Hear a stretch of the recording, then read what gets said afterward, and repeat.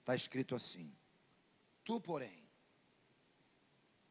quando orares, entra no teu quarto, fecha a porta, orarás ao teu pai que está em secreto, e teu pai que vê em secreto te recompensará.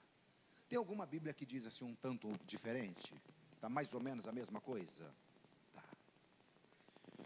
O que eu tenho falado? Na semana passada nós entramos por esta linha a respeito que os segredos, a intimidade do Senhor são para aqueles que o amam.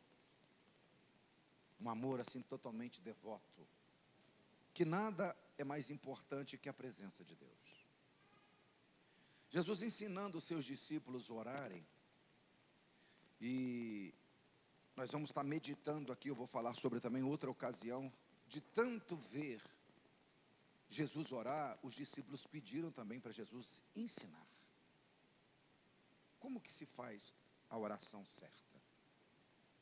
Porque eles viam que Jesus, comportamento de Jesus, então, a nossa vida não pode ser uma relação com Deus, de pedir, receber, sabe, daquela relação de troca.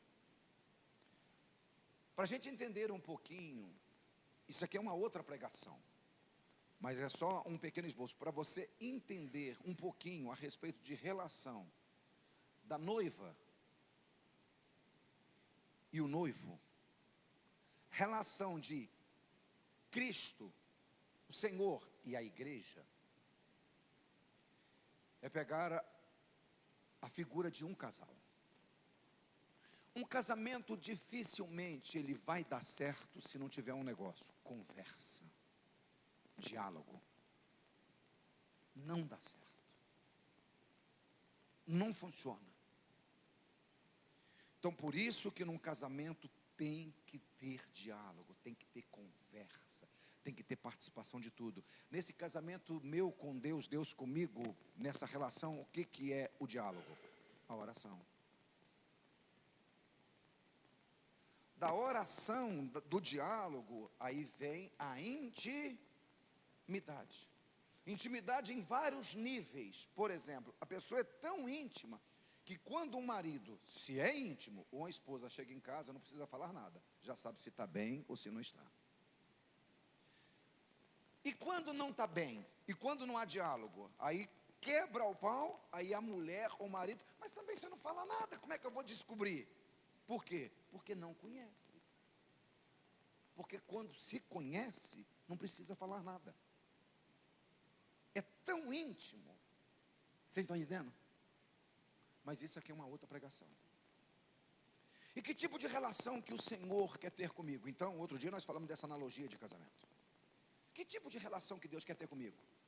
É de uma relação seguinte, por exemplo, você conseguiria ser esposa ou esposo de uma pessoa só por interesses?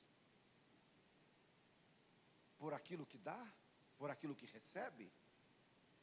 Ah, eu sou casada com fulano de tal porque eu tenho uma vida de princesa, mas eu na verdade não gosto dele. Tem relação assim? Tem. É casamento isso? Não. É uma relação, mas não é casamento. E o contrário também? Também tem? Eu estou casada com ela porque quem que vai lavar as minhas roupas? Quem vai cuidar de mim? Eu não tenho. Existe relação assim? Isso é casamento? Não. Então eu não sei que tipo de relação que você tem com o seu cônjuge. Mas se eu fosse você, lutava com todas as forças para ele virar um casamento. Enquadra, o marido enquadra a esposa. Não, eu não quero isso para mim. Eu quero um casamento. Vocês entendem sim ou não? Então quando Jesus ele veio falar de intimidade, e ele mostrou isso, as coisas não aconteceram por um acaso.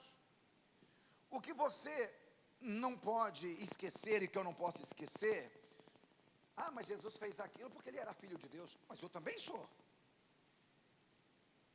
E ele não mentiu quando em Evangelho de João capítulo 14, ele falou, vocês vão fazer essas obras, e vão fazer obras maiores do que essa, porque eu vou para o Pai. Mas para mim fazer, eu tenho que viver a forma que ele vivia. De que, pastor? Intimidade. Não foi só Jesus que andou sobre as águas. Pedro também andou. Eu vou te dar episódios aqui extraordinários que não aconteceu só com Jesus, aconteceu com outras pessoas. Não foi só Jesus que ressuscitou mortos, ou mortos. Outras pessoas fizeram isso. Porque é possível alcançar um nível de intimidade aonde que o Pai atenda. Vocês conseguem entender isso? Então, eu anotei aqui. Quando orares, nós já falamos isso aqui outras vezes. Por que não se orares? Ou quando?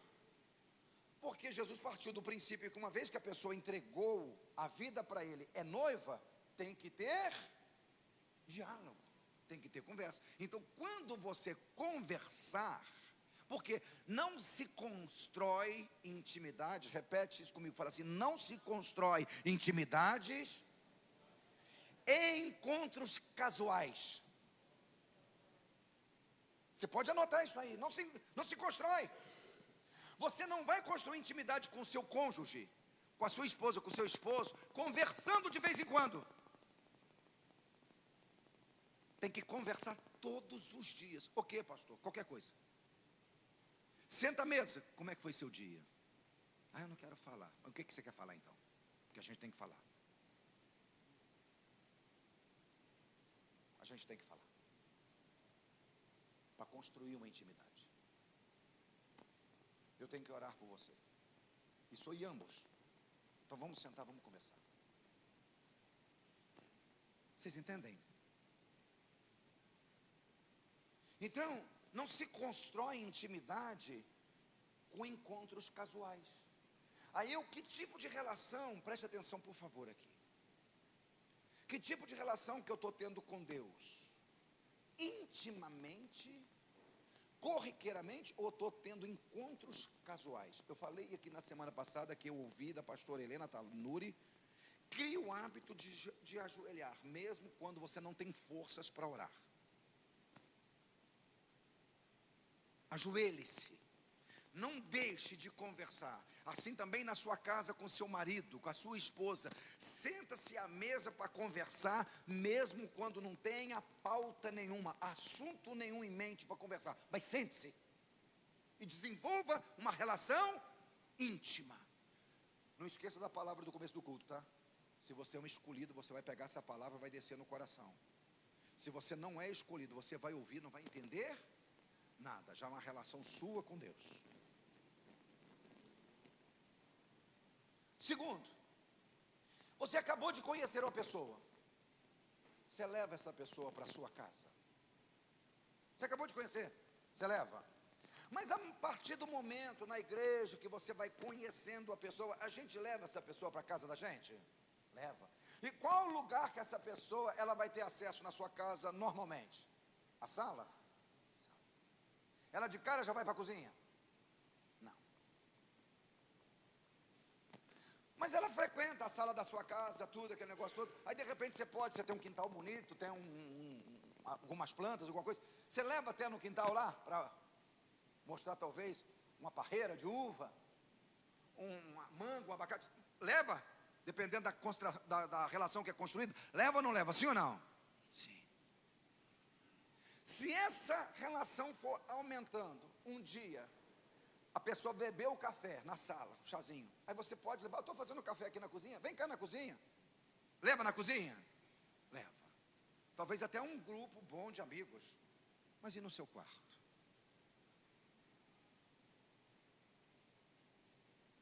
E no seu quarto? Talvez até que eu vou usar um linguajar mineiro, eu sou mineiro, um linguajar mineiro, talvez até os quartos dos meninos a gente leva, dos meninos é mulher e homem, é menino. Até no quarto das crianças a gente pode até levar aqui, mas no seu quarto, não sei quem você tem coragem de levar. Vou imaginar que você leva algumas poucas pessoas, mas e sentar ou deitar na sua cama? Aonde Jesus nos convidou para levar Ele? Na sala? No quintal? Na cozinha? Aonde? No quarto. O amor pergunta para a pessoa que está do teu lado, você é tão íntimo assim para levar para o teu quarto? Tem gente que Jesus não está passando da sala, e nem na sala. Pelo contrário, na igreja atual, Ele está na porta.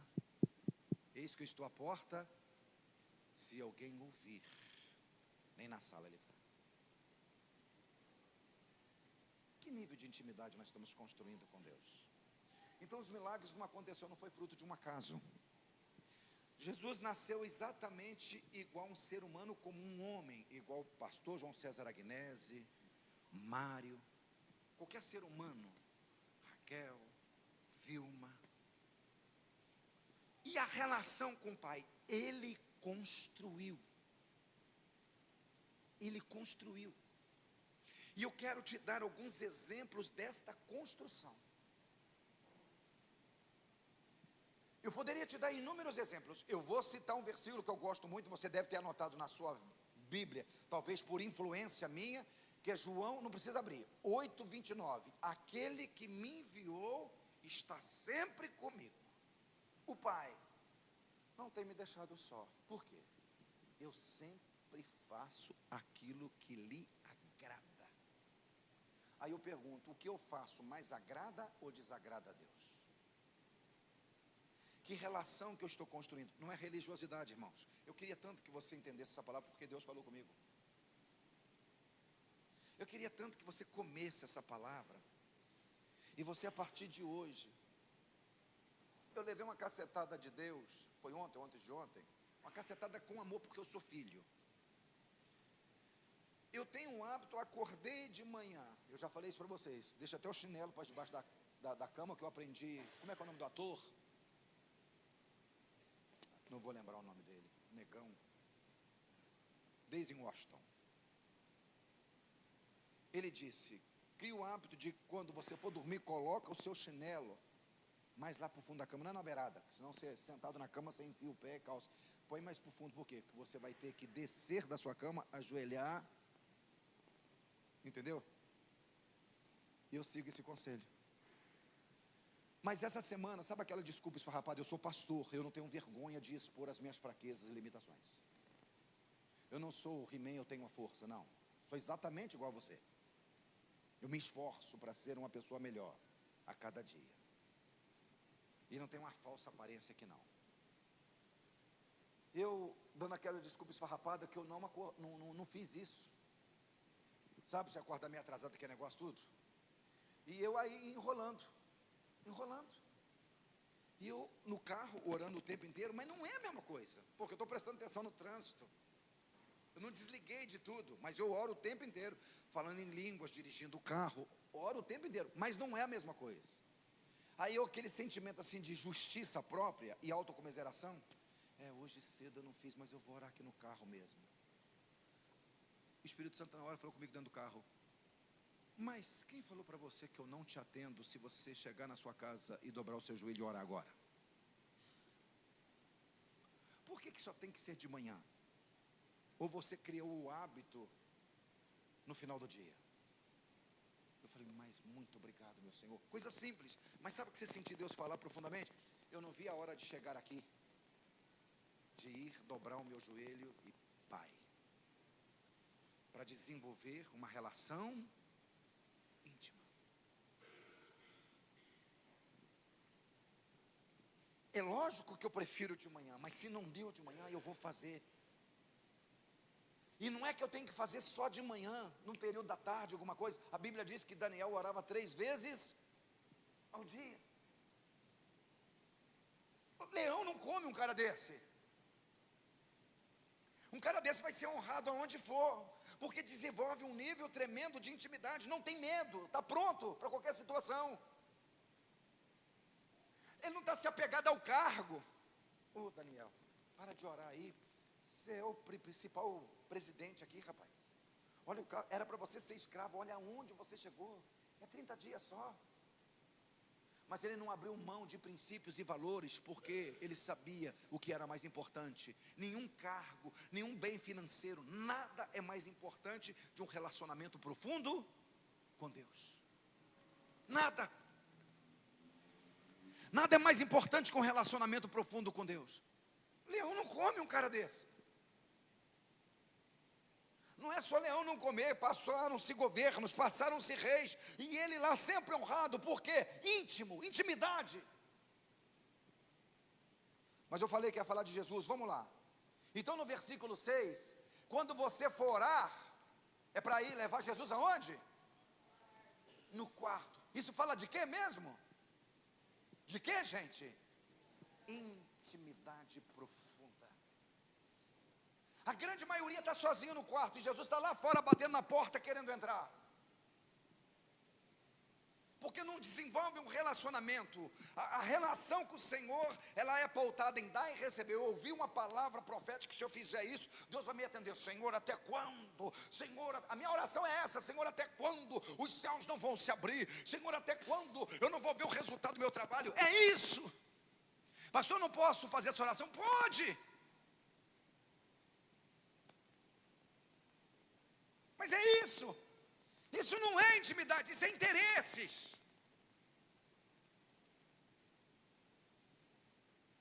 Eu falei para vocês Marcos capítulo 1, versículo 35 e Lucas capítulo 5. Vamos em Lucas.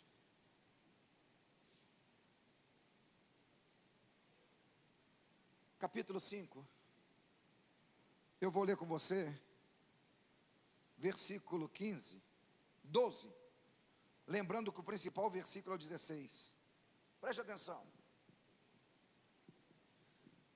5 de Lucas, verso 12. Aconteceu que, estando ele em uma das cidades, veio à sua presença um homem coberto de lepra.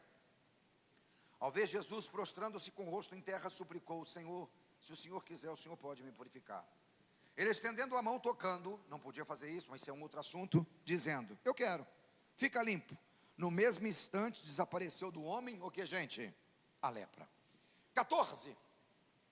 Ordenou-lhe Jesus que a ninguém dissesse: mas vai, mostra-te ao sacerdote, oferece pela tua purificação o sacrifício que Moisés determinou, para servir de testemunho ao povo. Porém, o que se dizia ao seu respeito cada vez mais se divulgava, e grandes multidões afluíam para o ouvirem e serem curados de suas enfermidades. Preste atenção. Ele, porém, o que fazia? Se retirava por lugares solitários. O ibope dele estava lá em cima. Aí ele subia em cima do trio elétrico. Vou aproveitar a onda. É isso? Ele não deixava milagre empolgá-lo. Capítulo 1, versículo 35 de Marcos é quase a mesma coisa. Mas fala que ele foi para casa. Vamos ler. É umas folhinhas para trás. 1, verso 32. Marcos 1, 32. À tarde, ao cair do sol, trouxeram Jesus todos os enfermos e endemoniados. Eu vou esperar você achar que você está folheando a Bíblia, e isso muito me alegra. Marcos, porque depois a pregação vai desenrolar normalmente em Lucas.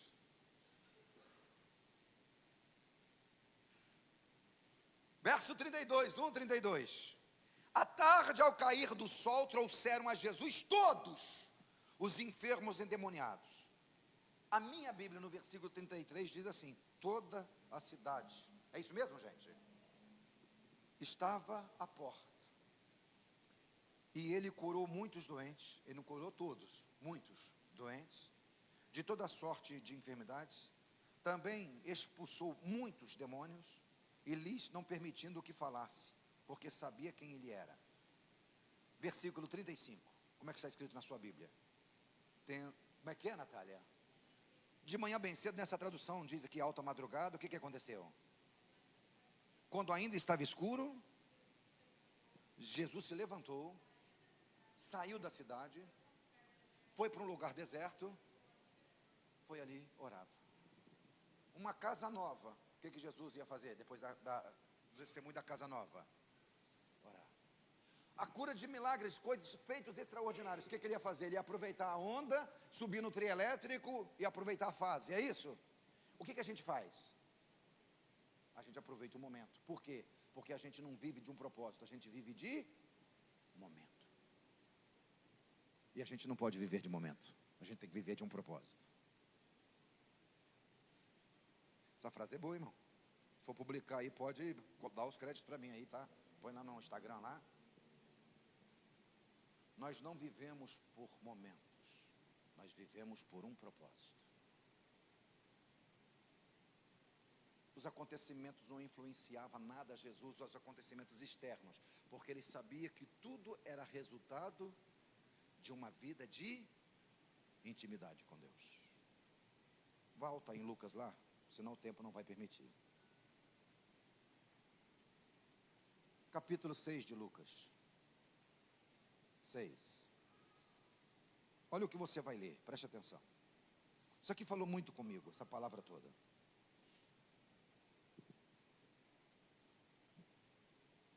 Versículo 12, 6:12, acharam, gente? Naqueles dias, retirou-se Jesus para o monte, é isso que está escrito? Para quê? A fim de orar, e o que aconteceu? Passou a noite orando. Vamos lá para ver para quê? E quando amanheceu, chamou a si os seus discípulos e escolheu 12 entre eles. Ele tinha muito mais de 12. Chamou os seus discípulos e escolheu 12 entre eles, os quais, o que tem? Lhe deu os nomes de quê?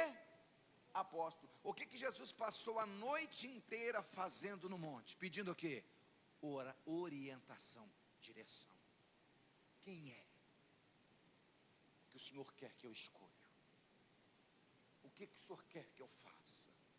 Tem muitos discípulos. Eu queria escolher lá o Sebastião. Não, mas o Sebastião, ele é um bom discípulo, mas ele não serve para ser apóstolo. Veio um Judas no meio? Teria que vir. Tinha que vir. Então ele não tomou nenhuma decisão sem antes, não foi uma oraçãozinha de 10 minutos, meia hora. Você leu comigo que ele subiu a um monte com o propósito de orar, e o que você leu aí? Passou a noite. Repete comigo, fala assim: tem decisões na vida da gente. Temos que passar a noite em oração.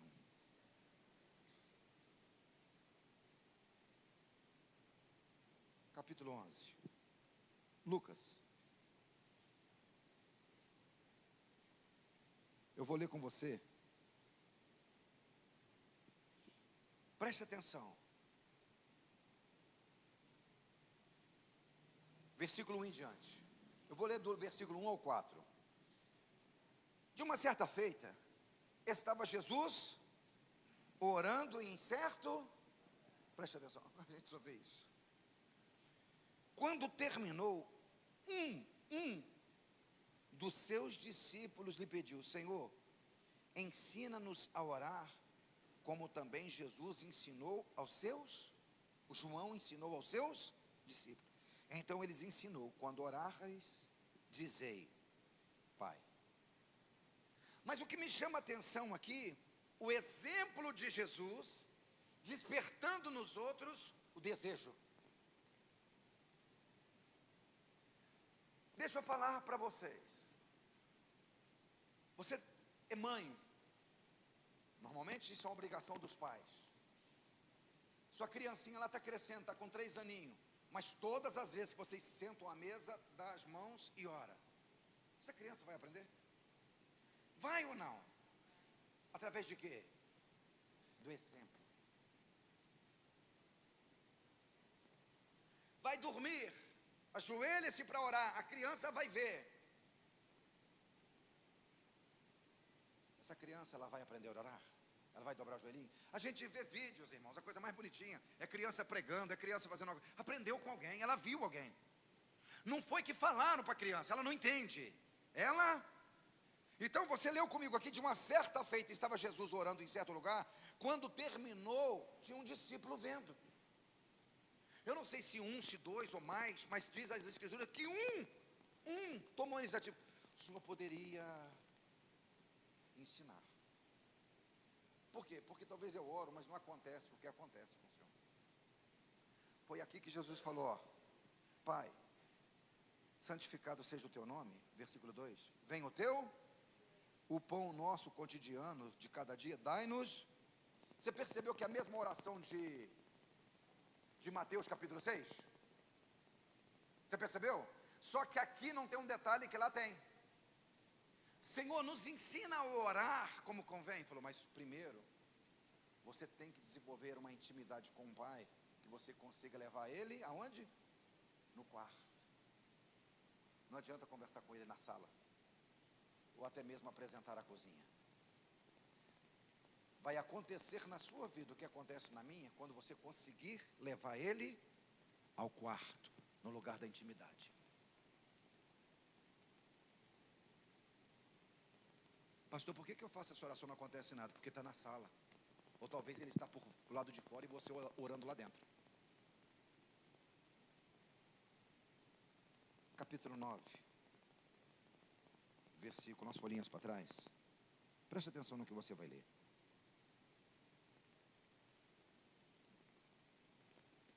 Vinte e oito.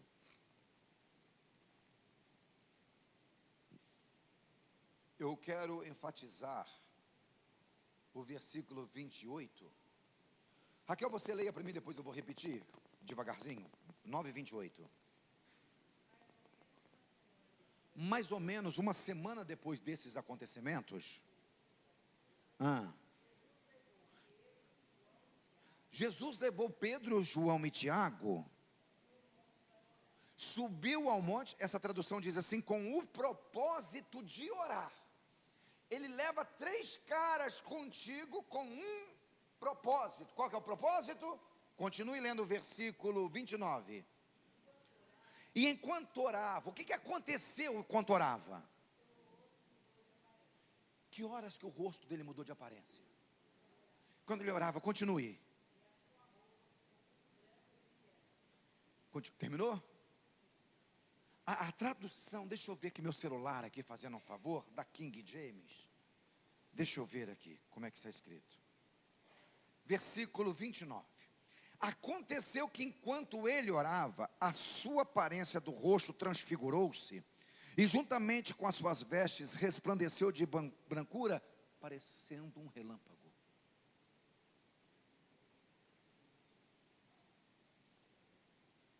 Eu quero muito a sua atenção. Tudo isso aconteceu que horas? Que ele orava. Será que o rosto de Pedro, Tiago e João também ficou claro? Ficou igual um relâmpago? Vamos ver? Versículo 30.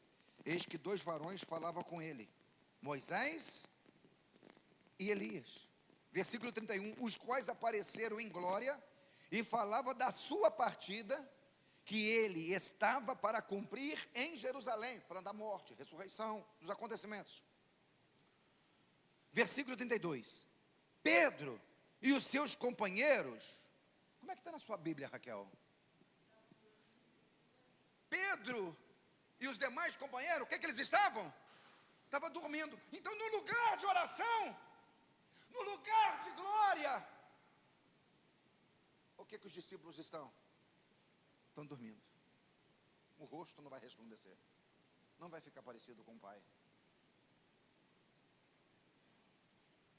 Pergunta para a pessoa que se no lugar da oração ela está dormindo. Não, é para constranger, eu estou olhando para você, se você vai perguntar, não é para olhar para mim não, é para passar carão. Olha para trás, se não tem ninguém do seu lado.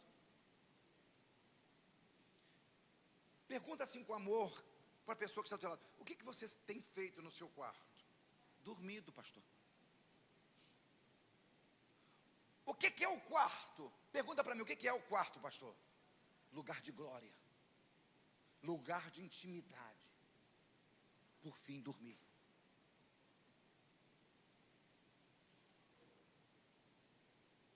Então não é pelo fato que você subiu com Jesus, foi com Jesus, num lugar de glória, que você vai ser alcançado por essa glória, se você estiver dormindo.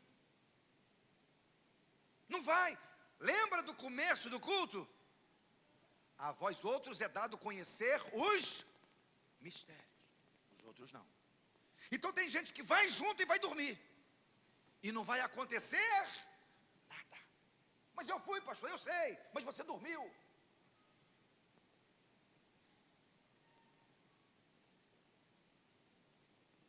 Quando que o rosto de Jesus ficou parecido com o rosto do Pai, em glória, um relâmpago? Quando ele orava. Quando ele orava. Pastor, mas é porque era Jesus, nós vamos encerrar. Êxodo capítulo 34. Isso, deixa o fundo musical, Tiago, fazendo favor.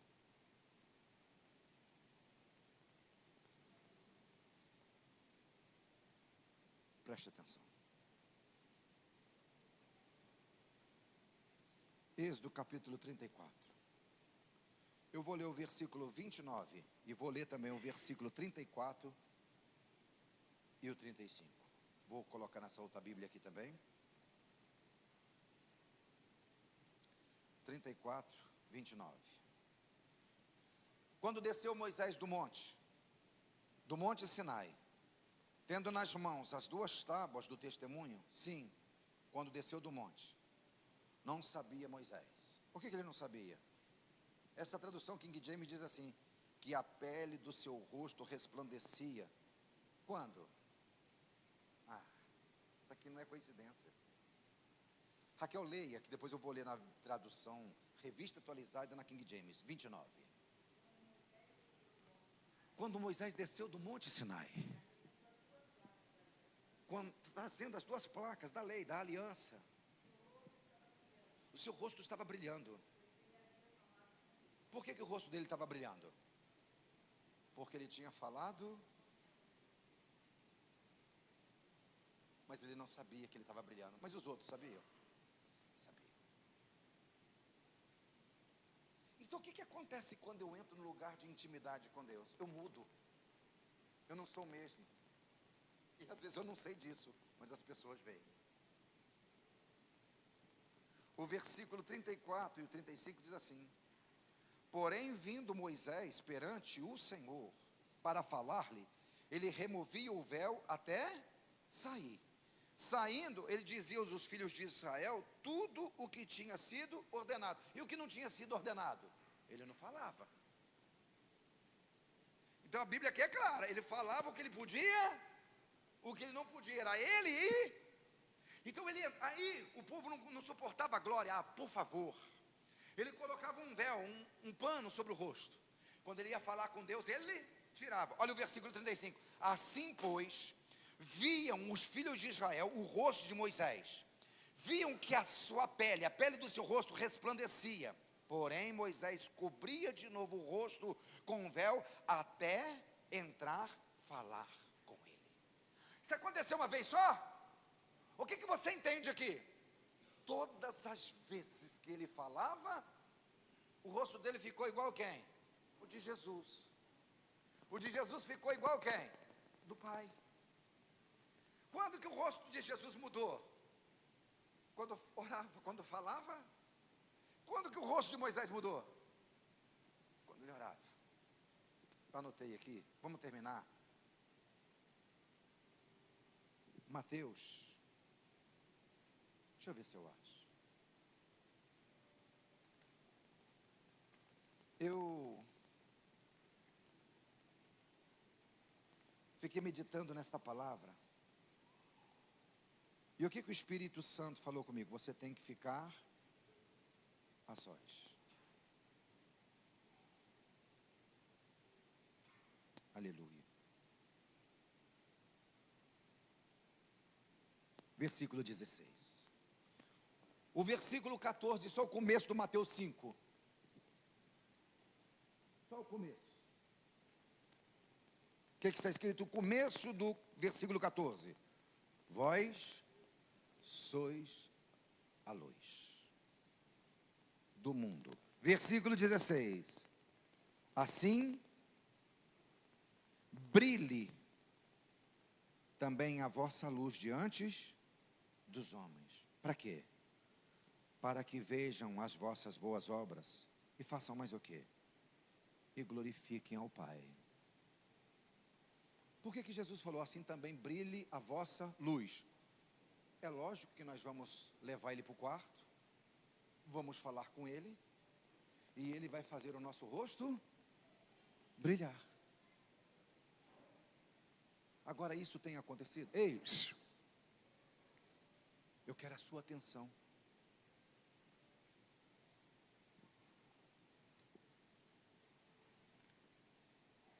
Porque sabe o que vai acontecer aqui? Gostaria que fosse com todos, inclusive quem está nos ouvindo, assistindo. Mas vai acontecer com poucos.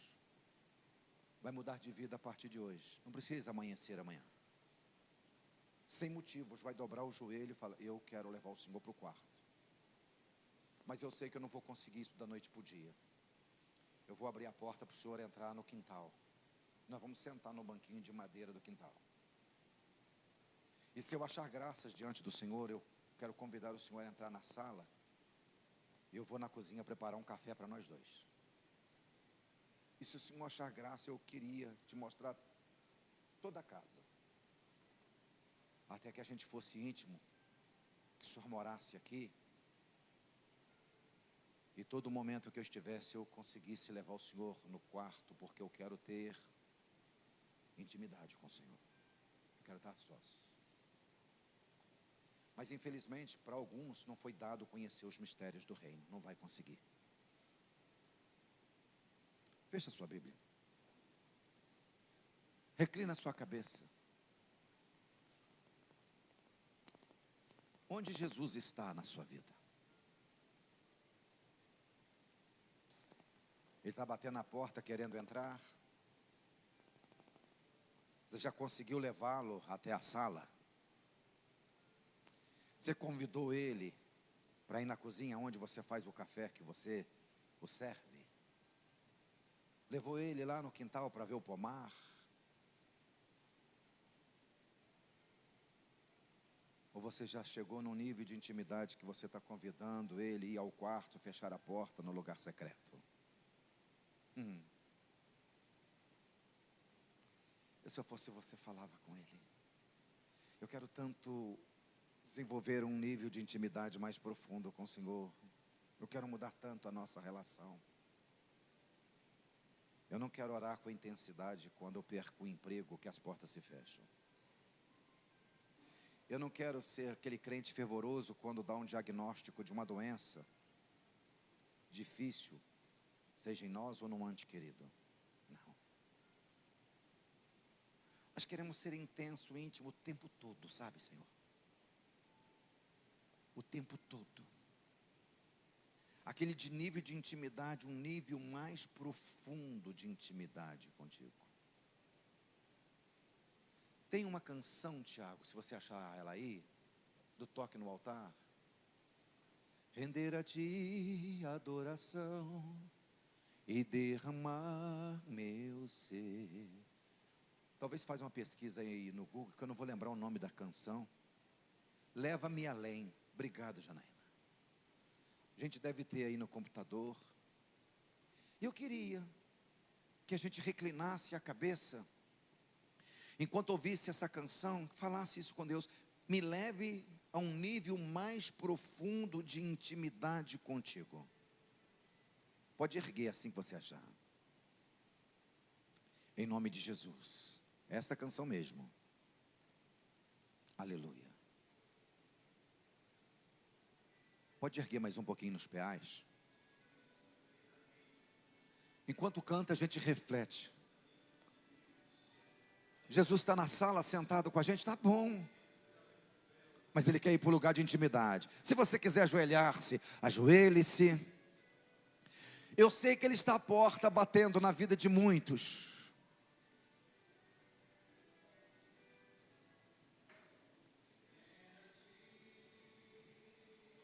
Adoração e derramar meu ser é o que meu coração deseja toda manhã. Te imaginar é me inspirar para te dizer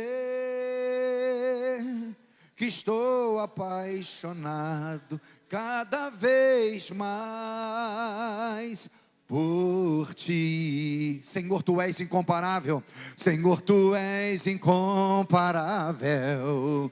Teu nome é maravilhoso. E leva-me além. E leva-me além,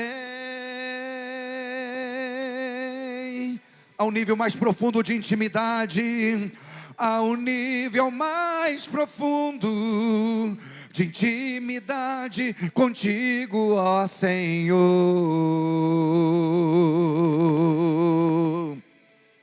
E leva-me além, muito mais além. Leva-me além,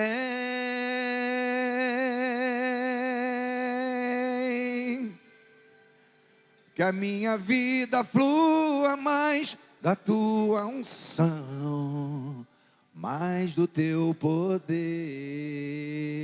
Espera um pouquinho. Oh, você pode ficar em pé?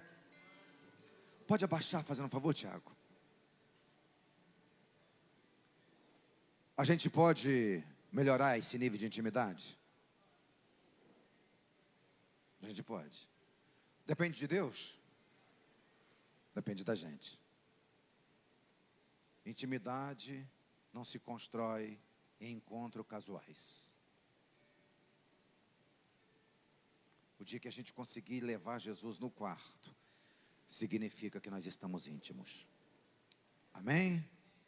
Estenda as tuas mãos para frente, se você puder. Que o Senhor te abençoe e te guarde. Que o Senhor faça resplandecer o seu rosto sobre ti, tenha misericórdia de ti e te dê a paz. Que o amor de Deus, o nosso Pai, a graça redentora de nosso Senhor e Salvador Jesus Cristo, as doces consolações do Senhor Espírito Santo esteja sobre nós, o seu povo, não só agora, mas para todos sempre. A noiva do Cordeiro digam amém. Deus abençoe a todos. Vão em paz, em nome de Jesus.